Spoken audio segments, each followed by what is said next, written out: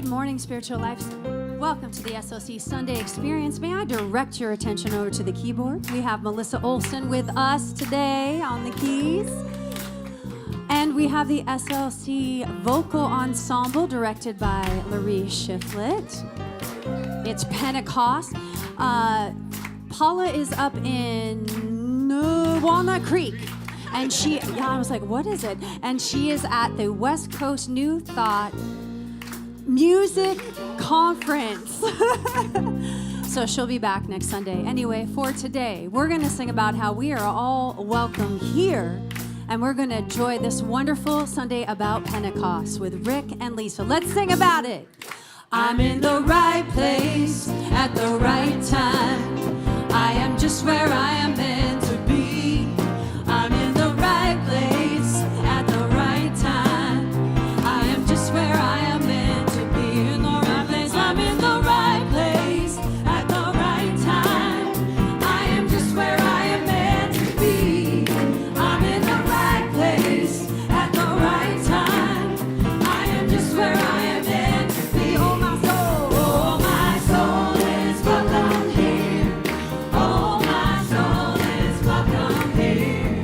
I am getting the message loud and clear. My soul is welcome here. My soul is welcome. Your soul is welcome. All souls are welcome here.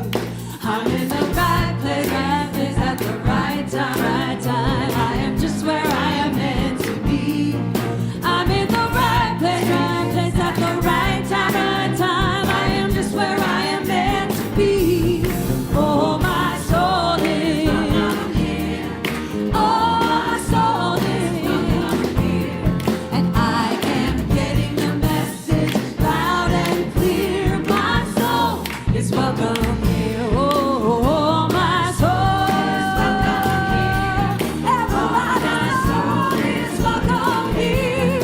I am getting the message loud and clear. My soul is welcome. I'm getting the message. Getting the message loud and clear. My soul is welcome here. My soul is welcome here. My soul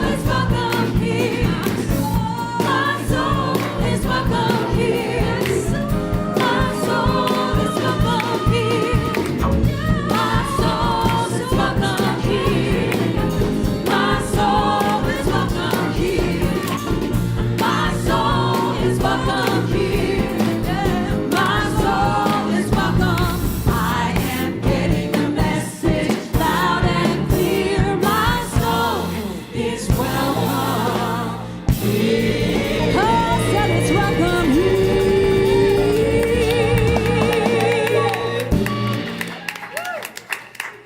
Pentecost, SLC. And a little birdie has told me that it is Tom and Judy Cushman's 57th wedding anniversary. So when you see them, and it is almost Memorial Day, could I ask all of you who have served our country in the armed forces, if you could please stand so we can honor you. Family of armed forces people, please stand. Thank you so much. Thank you so much. And speaking of almost, it is almost the ordination of Reverend Lisa. Congratulations, almost. Thank you. Good morning, Reverend. Good morning. Rick. And good morning, SLC. We greet you in the name of all that is good, all that is sacred, and all that is holy, and in the warm and loving energy of our community, Spiritual Life Center. Spiritual Life Center honors all people worshiping in temples, mosques, churches, stone circles, and the beautiful temples of nature, because we know that there is no spot that God is not. Mm-hmm.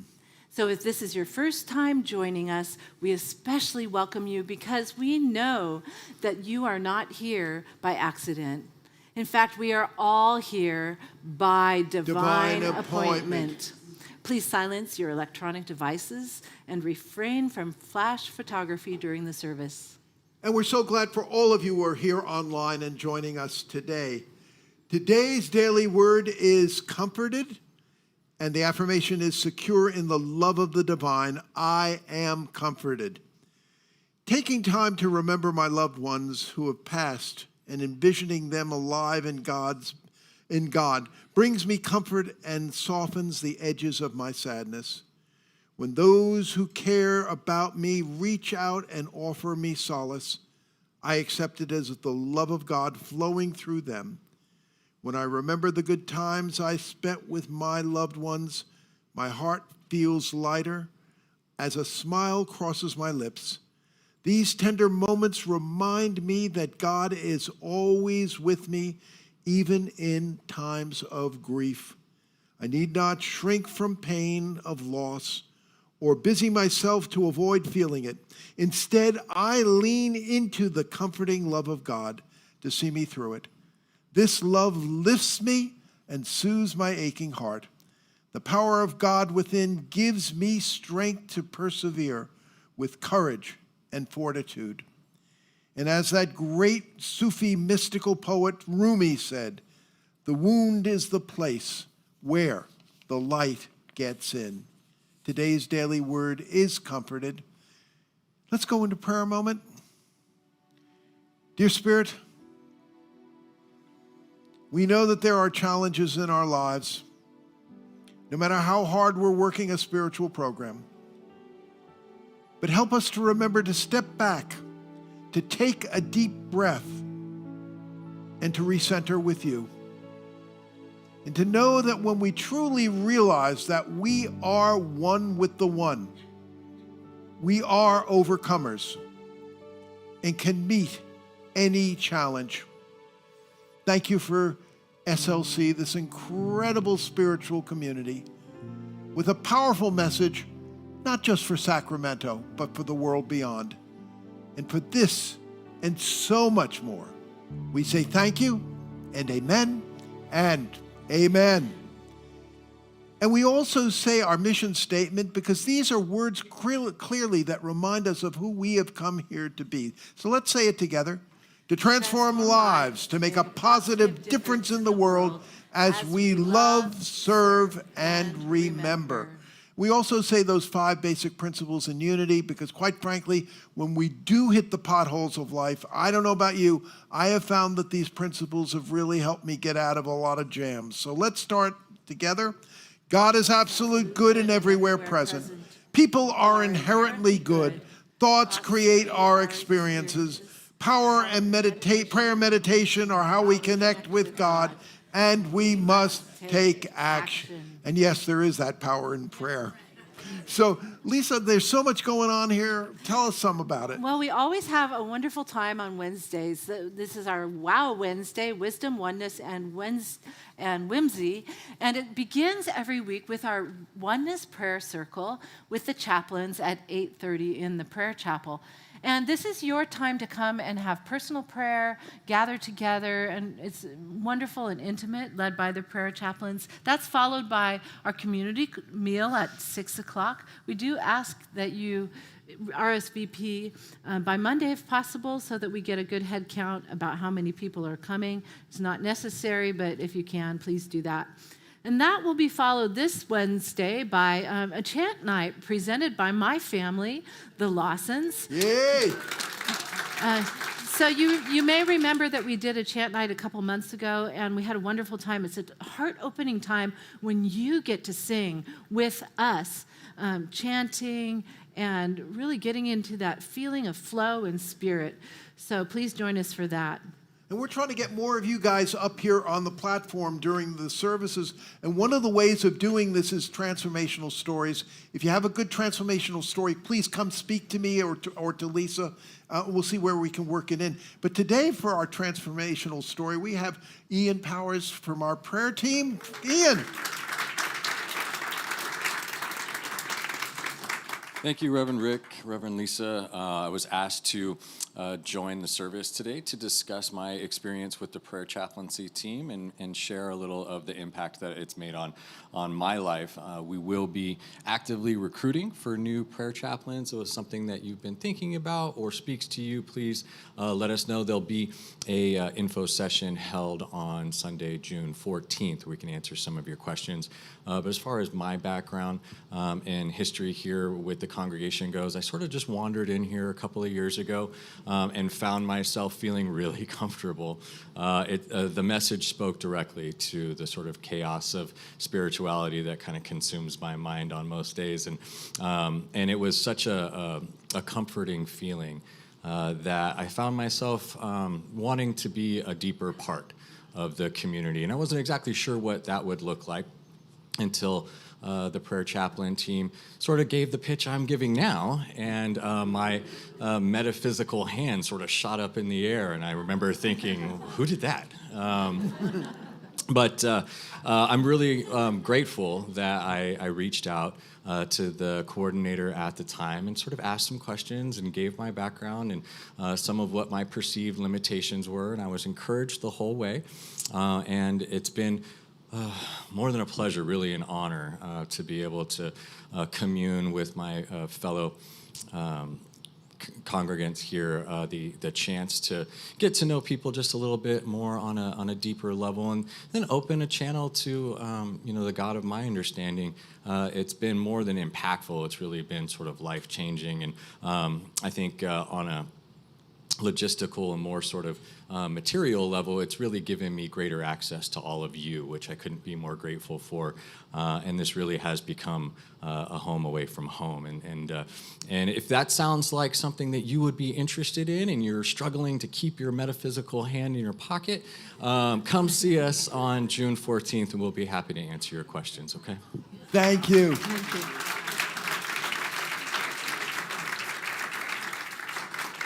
Thank you, Ian. Thank you so much. And we have a couple of things that are very exciting. And if you like to travel and you like tropical retreats, you might want to consider buying a ticket for our Costa Rica vacation raffle, which this was donated by Carol Van Bruggen, who has a luxury villa she's offering for 7 nights. And there's lodging for up to 4 people. It's $2,500 in travel expenses. I mean, wow, I bought my ticket.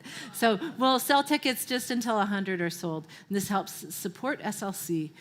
So I invite you to do that. We also have a rainbow bingo coming up on Friday, June 12th at 6 o'clock. And the reason we're announcing this now is because there are a limited number of cards, places available. So you will want to purchase your tickets in advance for that as well. Now, I want to say a shout out to the staff. We now have a legal bingo license. Wasn't easy, but we now have one, so we're really, really happy about that. I'm going to ask you to please mark down June 7th, Sunday, June 7th on your calendars, because it's going to be a very special day here. We are going to be celebrating the ordination of Lisa Lawson. Thank you. And cover your ears, please. We're going to have a special announcement. So come on down. And a wonderful lunch. So please, please, please come on down. Speaking of lunches, today is Pentecost, and I can't tell you, I am so delighted for this special celebration with Laurie and the vocal ensemble of SLC. Yay! But another way that we are sharing it, there is going to be a lunch right after this special Pentecostal lunch, and it's on a love offering basis, and no one is turned away no matter what. So come on to the lunch. We're looking forward to seeing you then. And we remember that there are many things that foster transformation in our lives, and one of the most important of these is prayer. Just as Ian was sharing with us, we invite you to take the time to go meet with a prayer chaplain in the courtyard for your personal prayer and that time of connection. And also take a moment to sign up for monthly prayer calls. This helps nourish you, and they love to do it. And so for those of you who are here and want more information, we have the wall, the What's Happening wall in the courtyard. We have events you can sign up for at the hub in the courtyard, as well as go to our website to see what's going on here at SLC. And now we come to one of my favorite parts of the service, making connections. So let's go and do it right now.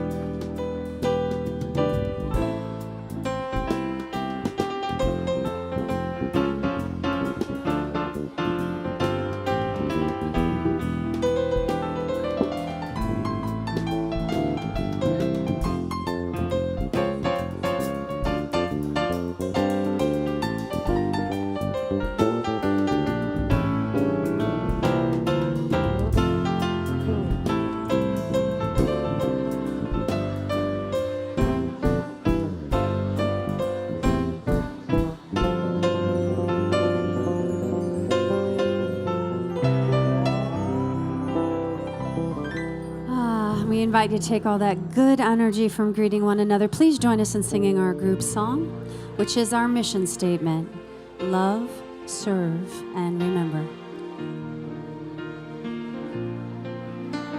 Please stand.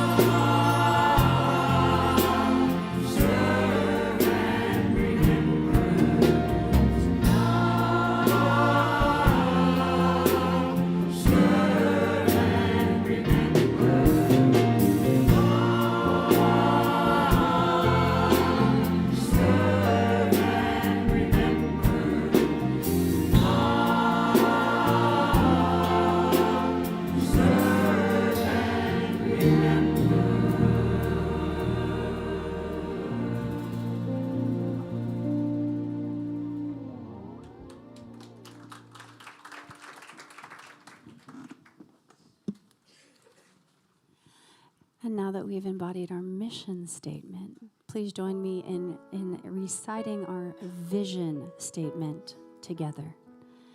Spiritual Life Center is a loving, vibrant family that welcomes home all people and accepts everyone, no exceptions, weaving ancient spiritual traditions with emerging wisdom. We cultivate a spiritual deepening with the divine, each other, and our planet.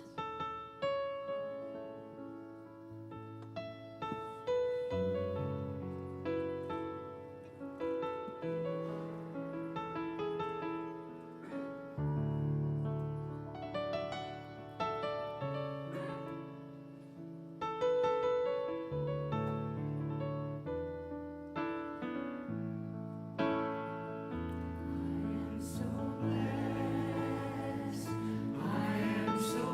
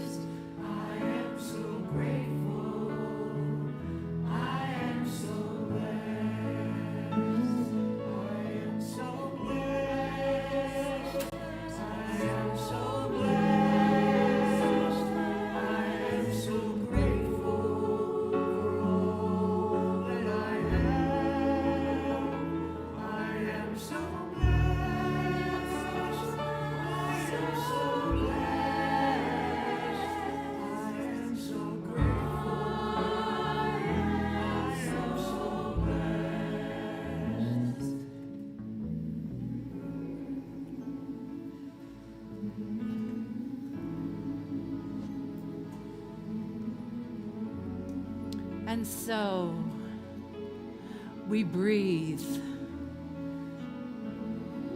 Ruach, or spirit, the breath of life.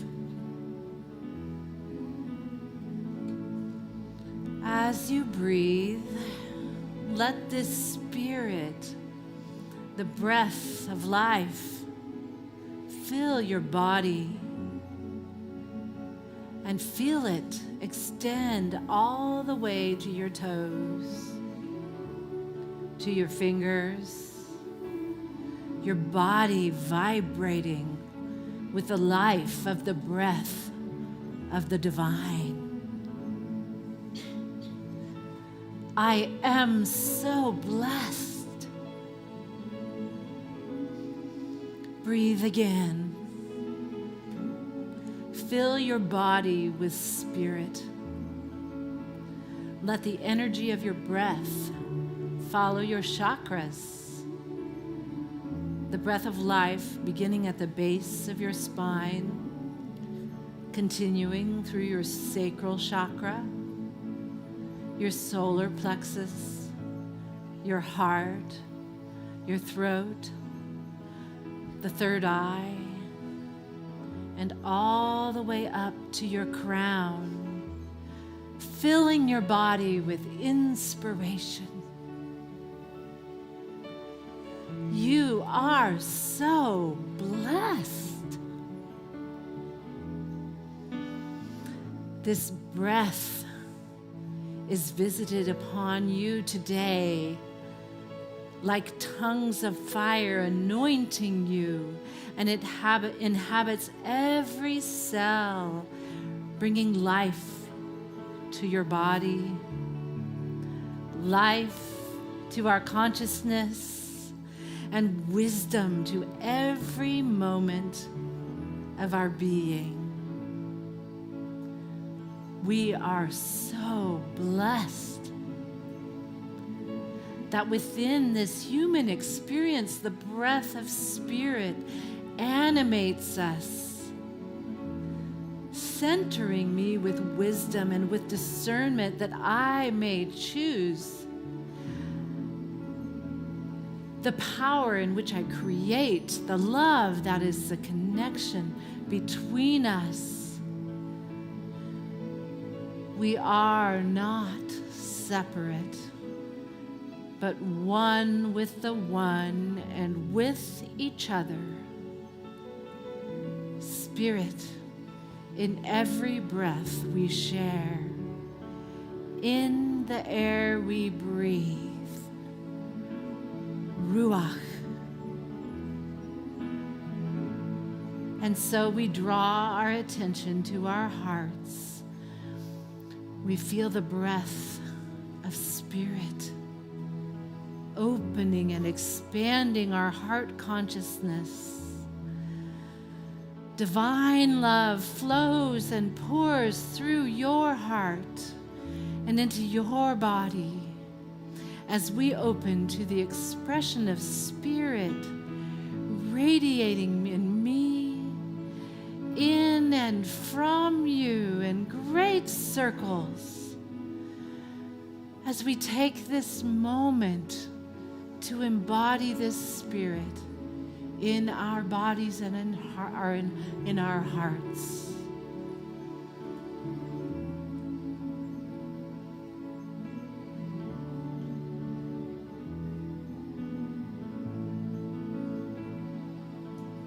Filled with spirit to the depths of our being, we live and move in divine love. We step forward prepared, conscious of our divine co-mission, bringing the message of oneness, empowerment, and inspiration to all. And so it is.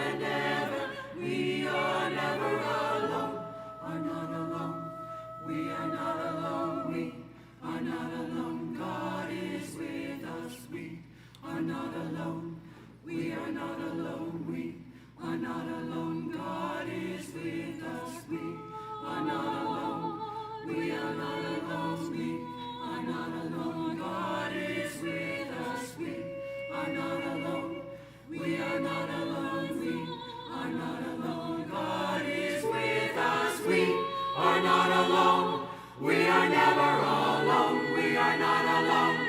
We are never alone. God is with us. God is with us ever and ever. We are never alone. Are not alone. We are not alone. We are not alone. God is with us. We are not alone. We are not alone. We are not alone. God is with us. We are not alone. God is with us now.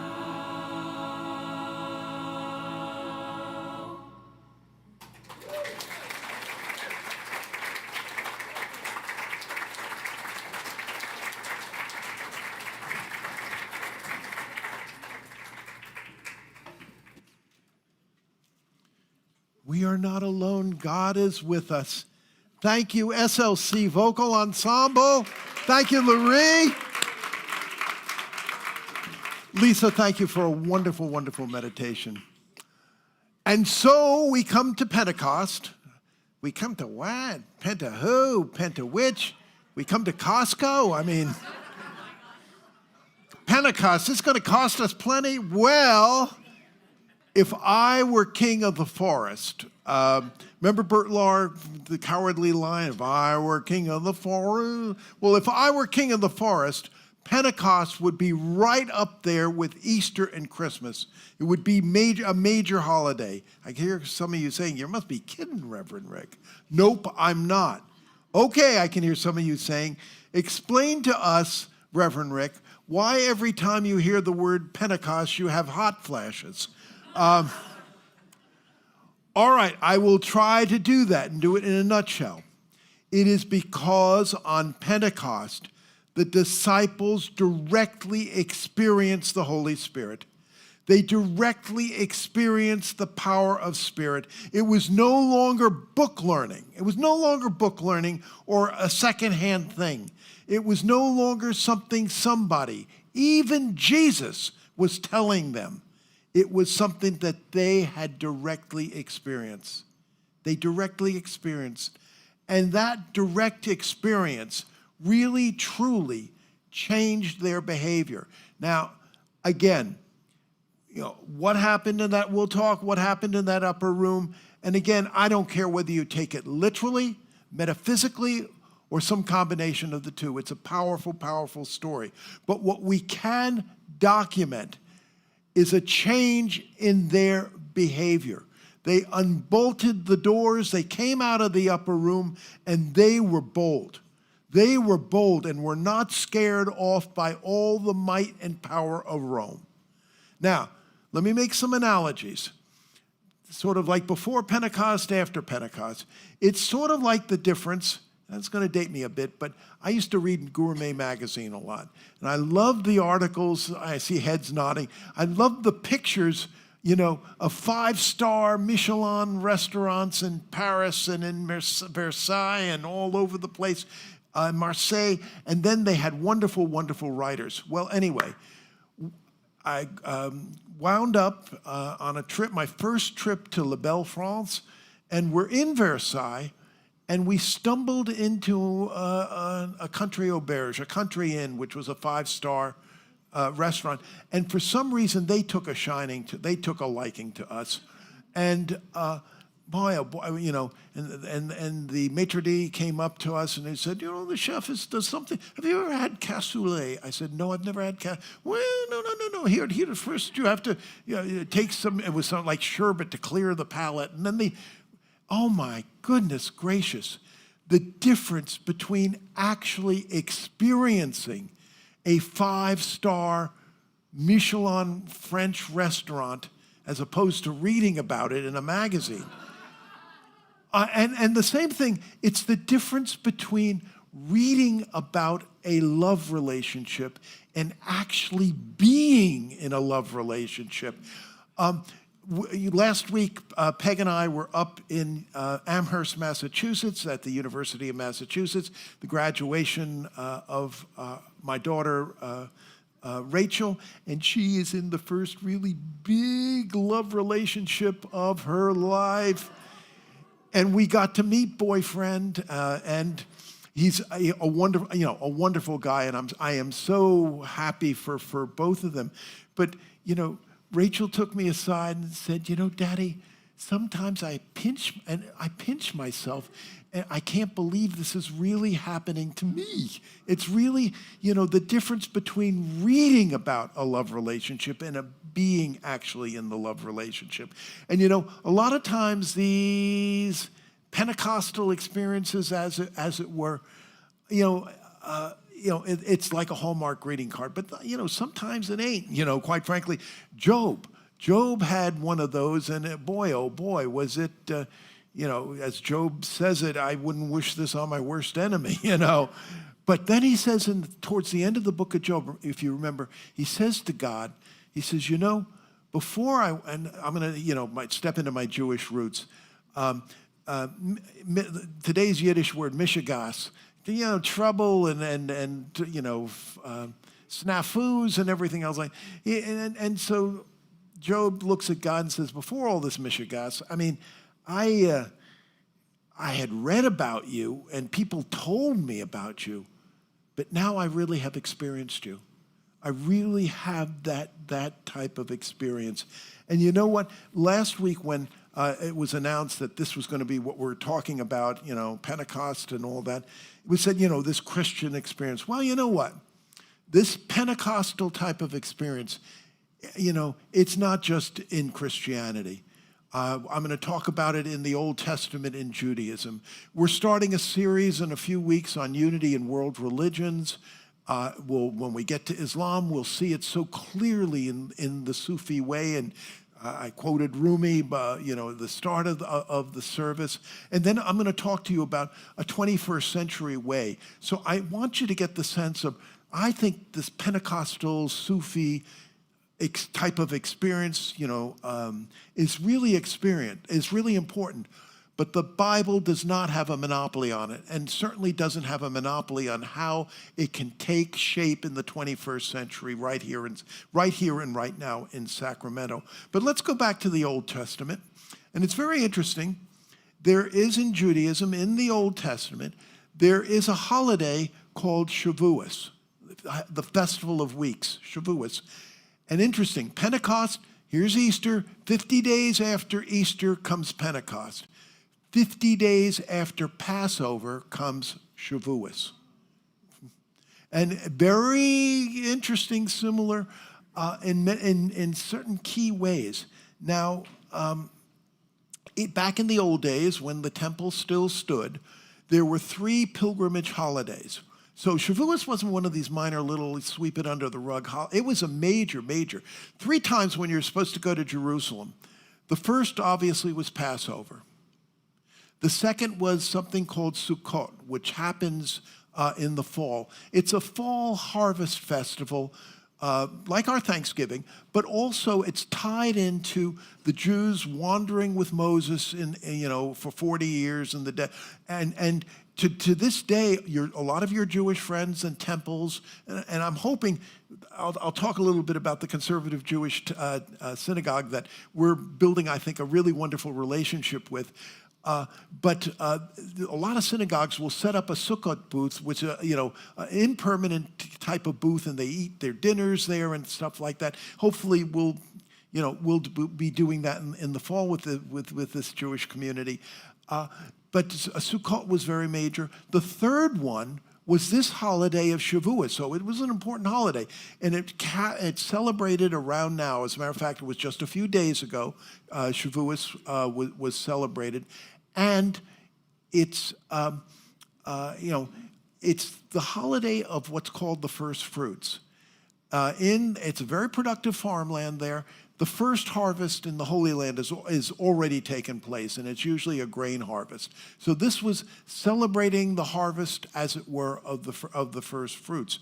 But it also got tied into when the Jews they were freed out of Egypt, the Red Sea crossing, and now they come to Mount Sinai.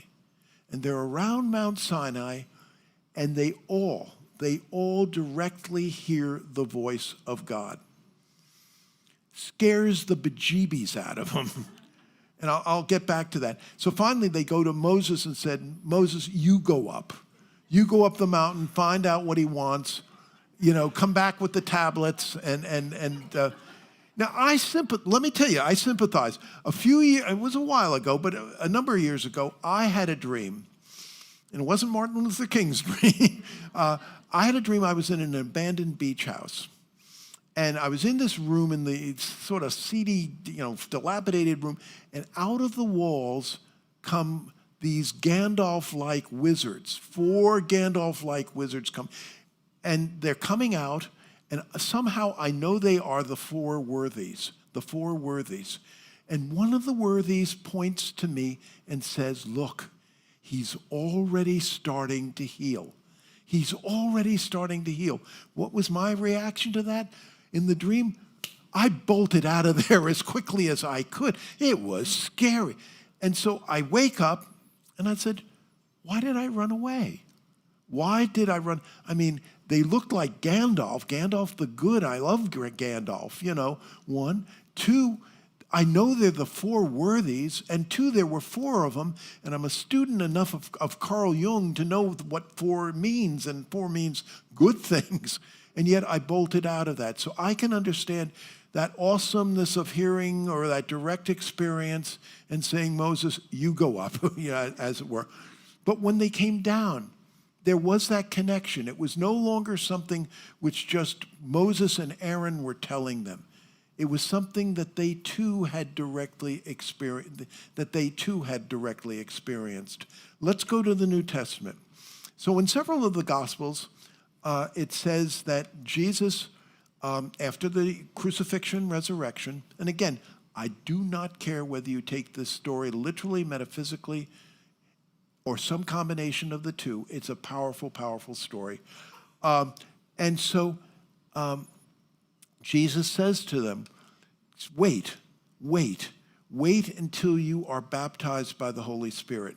John baptized you in water. The Holy Spirit will baptize you in fire. Just wait in Jerusalem. So that they did. Now, there's a wonderful line in the big book, which is sort of the central text of Alcoholics Anonymous. There are many wonderful things, I think, in the big book. But one in particular says, you cannot transmit something you haven't got. You can't transmit something. So there's no point to try to transmit something you haven't got. And they really didn't have it until in comes this in the upper room. And you know what? A lot of times it's pictured where the disciples have tongues of fire on their head. If you read it, it doesn't say that it was tongues of fire. It says that it was like tongues of fire. We're dealing with poetry. We're dealing with similes. We're dealing with metaphors. But something happened. Something happened.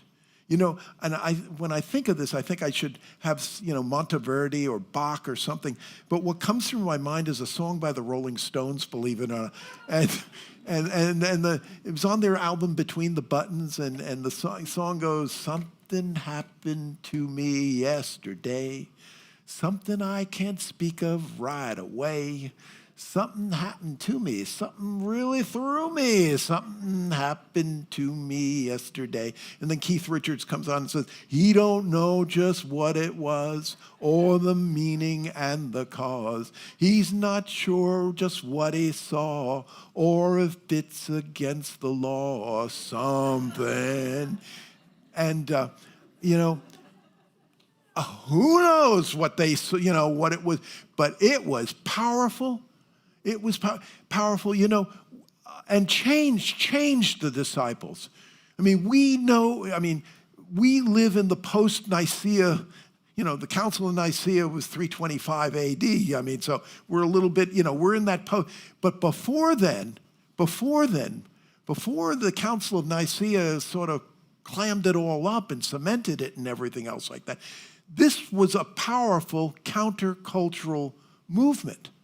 You guys who lived through the 60s, this was a countercultural movement on steroids, and doing a heck of a lot of good. They had people from Yale and people from jail coming, all different types of folks coming, and it was powerful. That change and that boldness from that direct experience. From that direct experience. You know, what? And I've never had a near-death experience or an out-of-body experience. But I hope to do a class eventually on it, and I believe very strongly in near-death experience and out-of-body experiences. It's like, for example, I've never been to Australia or New Zealand, but I believe in the reality of Australia and New Zealand. You know, it's interesting. Though, you know, if somebody, the statistics show that a lot of times if somebody has tried to commit suicide and was not successful, they'll try again. But the evidence seems to show if you try to commit suicide and you have a near-death experience or an out-of-body experience, the probability that you will try to do this again is virtually zero, because you have had that, you know, such a direct connection, and it was powerful. But I again want to emphasize the Bible, the New Testament, Old Testament, has no monopoly on how these experiences can be. And I think in the 21st century, in places like Sacramento, it ain't going to be like, you know, it was in the upper room or what it was around Mount Sinai. Let me give an example of, I think, a 21st century experience of what we're talking about, this Pentecostal, this Sufi, this Shavuos type of experience. And it deals with a man by the name of Eric Carle. Who's Eric Carle? Well, if you have kids or grandkids, you've probably read a lot of the books of Eric Carle. Eric Carle was an artist, and he was very successful on Madison Avenue. He had such a bright palette. Boy, you wanted to sell your product, get Eric Carle and his colors and his drawings, and you will sell. So anyway, he's in midlife, and one of his friends comes up to him and says, I want to do this alphabet book for kids. Could you illustrate it? Sure, says Eric. So he illustrates a very famous, you know, brown bear, what do you see? I see a caterpillar looking at me. Caterpillar, what do you see? I see a deer as cute as can be. And the book takes, I mean, it sells like hotcakes. I mean, it's a big success. Eric then says, I think I could be the writer and illustrator. His most famous book is the Incredible Hungry Caterpillar. And not only the colors, but where some of the pages where the caterpillar ate, you know, have holes in them, and very wonderful book. My favorite of Eric Carle is a book where a little girl wants her father to bring her the moon. And so the father builds a big ladder, and as the father builds the ladder, you unfold the pages, not this way, but you unfold the pages up this way. And the father is climbing, he gets the moon, he brings the moon back down, but as he brings the moon back down, it's getting smaller and smaller and smaller until he's practically handing his daughter a firefly, you know, like light. And the daughter says, oh, you know what? Thank you, Daddy, but I think the moon really wants to be up in the sky shining on everybody. Would you bring him back up? And so the father goes up the ladder again and goes there. So anyway, Eric Carle, and he didn't try to become rich, but he's so successful, rich and all that. He's in Japan, and he sees this museum devoted to illustrated books. And he says, you know what? I'd like to set up such a museum. So he comes back to the States, and it's in Amherst, Massachusetts. If you're ever there, I strongly suggest go to the Eric Carle Museum. And when we're in Amherst visiting Rachel, my daughter Rachel, I try to make a lot of times a point of going to the Eric Carle Museum. And it's not just Eric Carle, there are pictures of Maurice Sendak and Dr. Seuss, et cetera, et cetera. But what my favorite part of the museum is in the auditorium where they show movies. And my favorite movie is a movie literally about Eric Carle. And it goes through his life, how, you know, with his father and walking in nature and how his palate developed and all that. But then it follows him into today. Well, he's recently made his transition, but it follows him not all that many years ago into his studio, and he's working, and there are these voiceovers of Eric Carle. And Eric Carle says, you know, as I'm doing this, as I'm constructing, as I'm drawing, and how he does the colors is amazing. And the mediums that he's using are just really interesting. He says, as I'm doing this, I lose all sense of time. I don't care about eating lunch. And I don't even care if this stuff ever gets published. I don't care if it's ever in the New York Times bestseller list. The flow, being in the flow of this creation, that's a Pentecostal experience.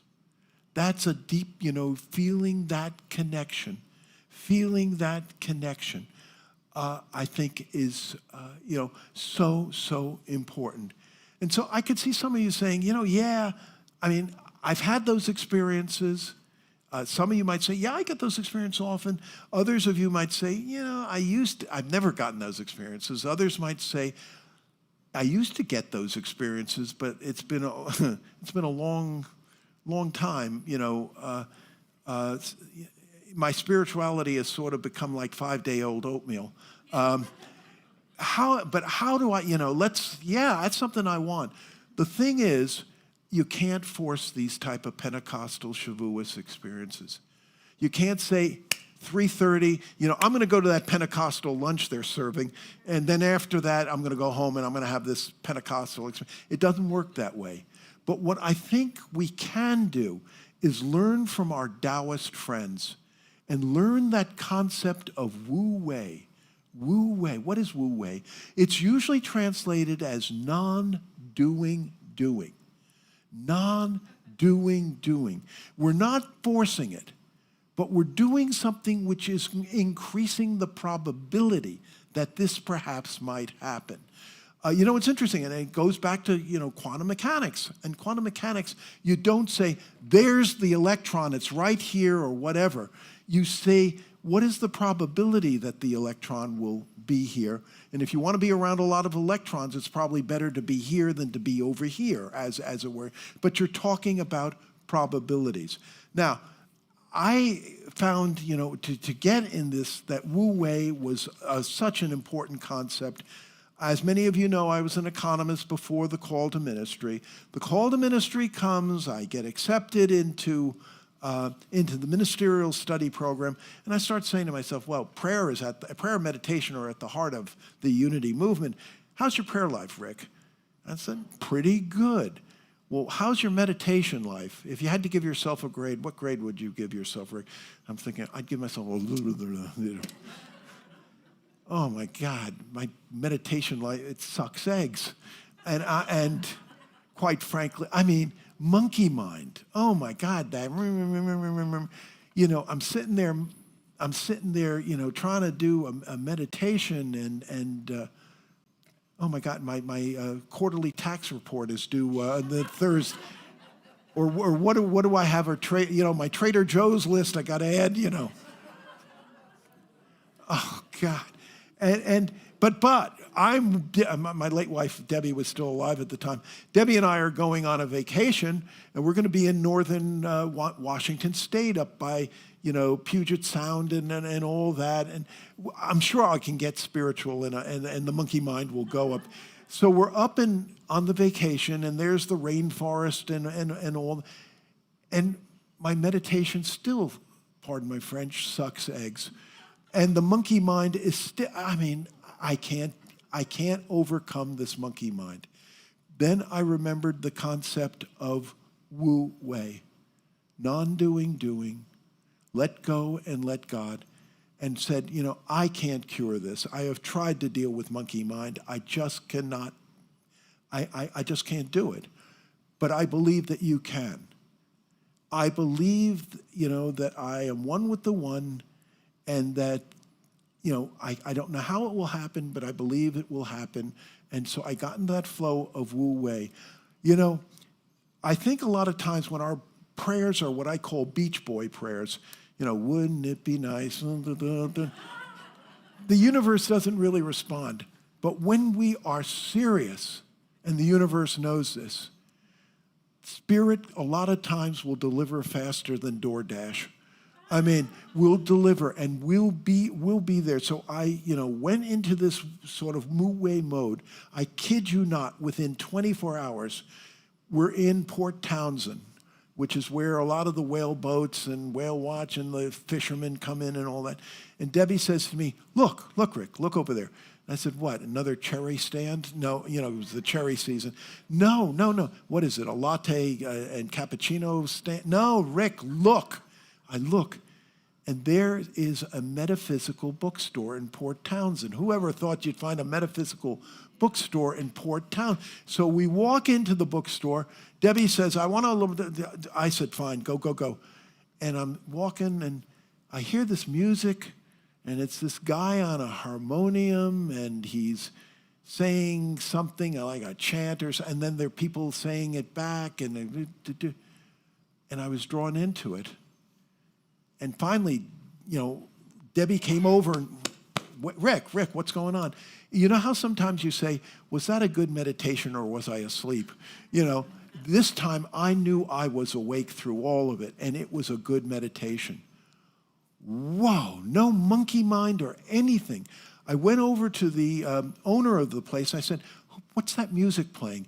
He said, that's Krishna Das. He's a Hindu kirtanwala.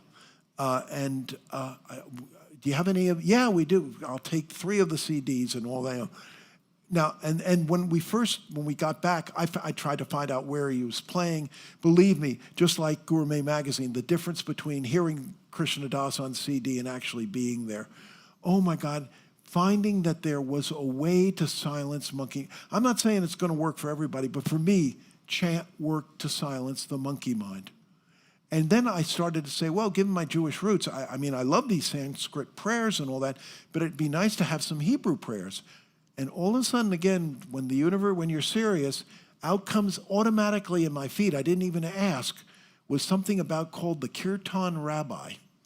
Whoa, Kirtan. And since coming here, since being in Sacramento, I was sitting and thinking, I like it. I like these chants in Sanskrit. I like these chants in Hebrew. It'd be nice to have some of this chanting in English. Where could I find? And all of a sudden, through both the Lawsons and A.R.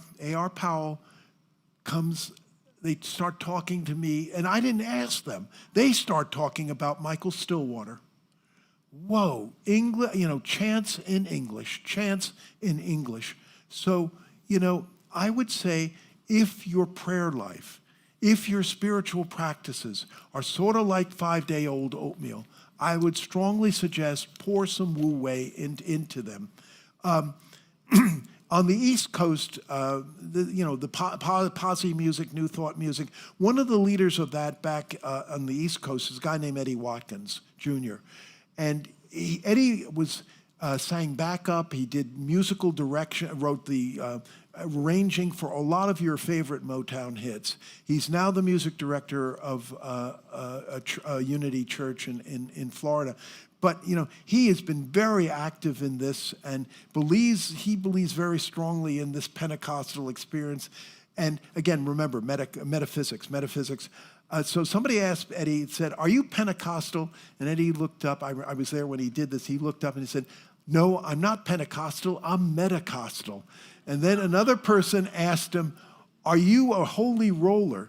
He said, "No, I'm a holy shake, rattle, and roller." So I believe it is important that our spirituality not be second-rate and hand-me-downs. Really, that they not be hand-me-downs. I believe that it is so important that we have these Pentecostal, Sufi, Eric Carle moments where we are not just hearing about it, even from a Jesus or a Buddha, but instead we are directly experiencing it. We are directly living it. I think it is also important that we learn about Wu Wei from our Taoist friends. We can't force it to happen, but we can increase the probability that it will happen. And I hope that you always remember how much Spirit does. Wants an active and direct relationship with you. Yes, you. And wants that relationship so that we will love, serve, and remember. Thank you, and God bless. Namaste. Namaste.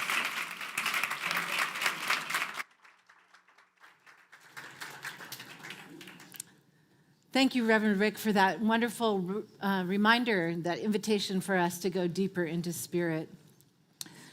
Next week, we'll be right back here.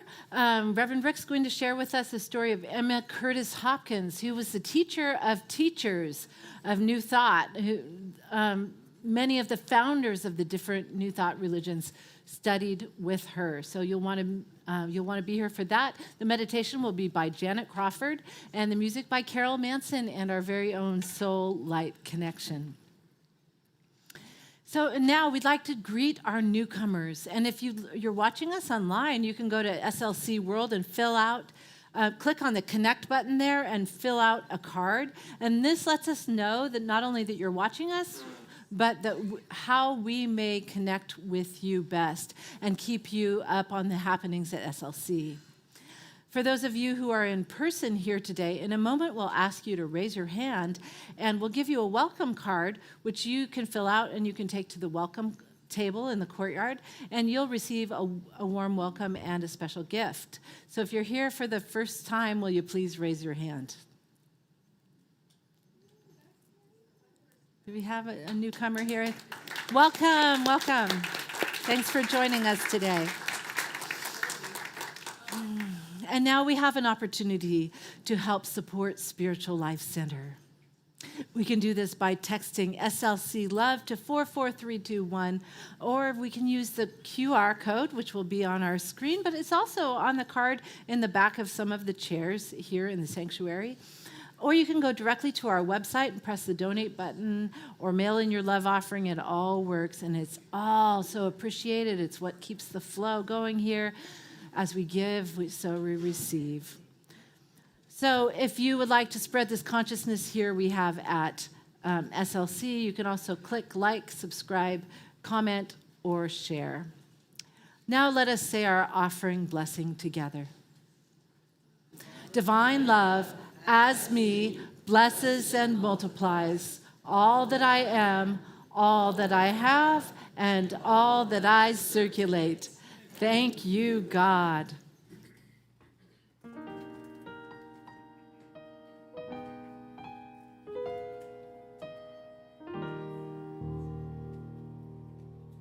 I open the eyes of my heart now. Open the eyes of my heart. I want to see you. I want to see you.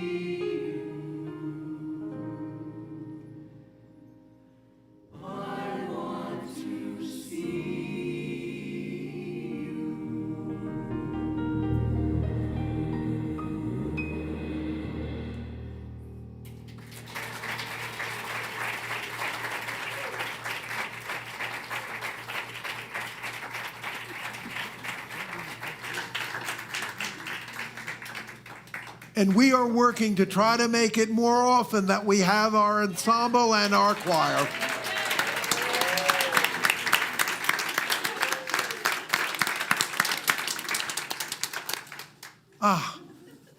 Let us thank you, Spirit, for all the prayers in our prayer box and prayers on people's hearts. Help them to directly know that overcoming power that helps us meet our challenges and turns fear into faith and into love and into that blessed assurance. Thank you for all of the investments that are made into this ministry of time, treasure, and talent. And for this and so much more, we say thank you and amen and amen. Now, we're going to say the prayer for protection in a minute, sing the peace song. Then there is going to be wonderful postlude music by Lennon and McCartney, and well worth it. Come on, see us in the courtyard, but please also join us for that Pentecostal lunch, and it's going to be a good time. Why don't we stand and say that prayer for protection?